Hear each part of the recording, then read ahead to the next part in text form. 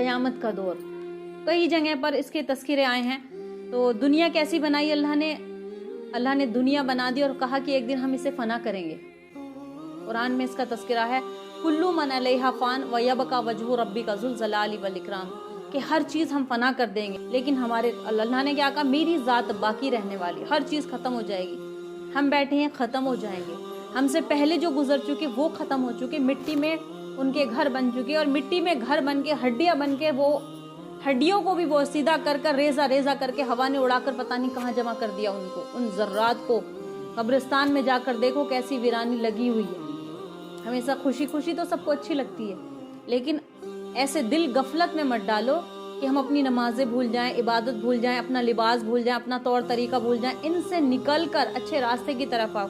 امام ابن کثیر رحمۃ اللہ علیہ نے تفسیر ابن کثیر میں قیامت کے بارے میں 80 سے زیادہ نام بتائے ہیں، کہ قرآن مجید میں 80 سے زائد جگہ پر اللہ نے قرآن کے بارے میں، قرآن مجید میں قیامت کا بتایا ہے، قیامت کا منظر دسایا، قیامت ایسے آئی، قیامت کے نام بتائے ہیں کہ اتنی جگہوں پر یہ قیامت کے نام الگ الگ ناموں سے اللہ تعالیٰ نے قیامت کو پکارا ہے، 80 سے زائد نام آئے ہیں۔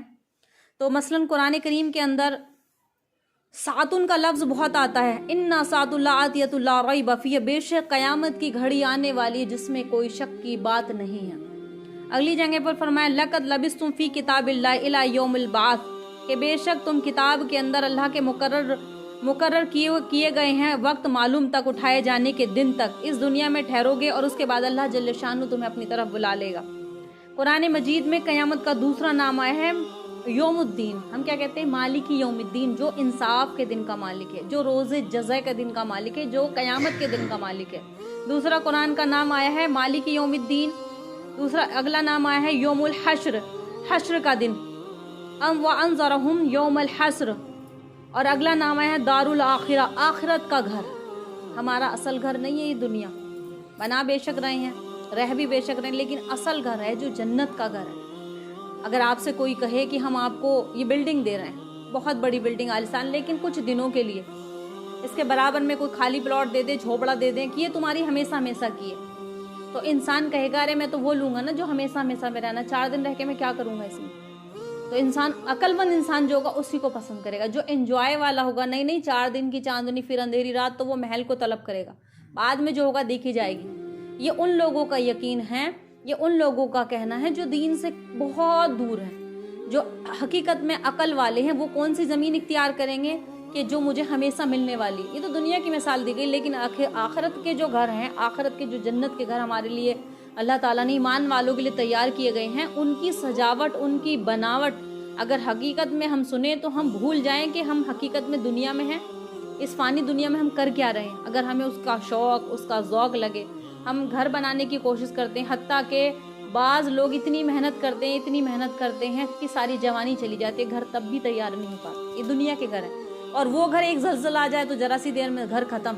سالوں سے بنا ہوا گھر ایک زلزلے میں سیکنڈ لگتی ہے بنانے میں، کتنی، اور جنت کا گھر کیسا ہے، بقا رہنے والا ہے۔ اگلی قیامت کی علامت کیا ہے کہ یوم التناد، انی اخاف علیکم یوم التناد، قرآن پاک میں کہا گیا ہے دار القرار، ایک گھر ہے قرآن مجید میں نام قرار کا گھر۔ مومنوں کو قرار کے بارے میں بتایا گیا ہے کہ ان الاخرۃ فی الدار القرار، قرار کہتے ہیں سکون اور اطمینان کو۔ ہم کتنا ہی اچھا کھا لیں، کتنا ہی اچھا رہ لیں، لیکن پریشانی ہم سے چھوٹتی نہیں ہے، کبھی بیماری کی شکل میں، کبھی موت کی شکل میں، کبھی کاروبار کی تنگی کی شکل میں۔ اچھے سے اچھا بڑا انسان بھی عاجز آ جاتا ہے دنیا کو جھیلتے جھیلتے، کبھی بڑھاپے کی شکل میں، کبھی بیماریوں کی شکل میں۔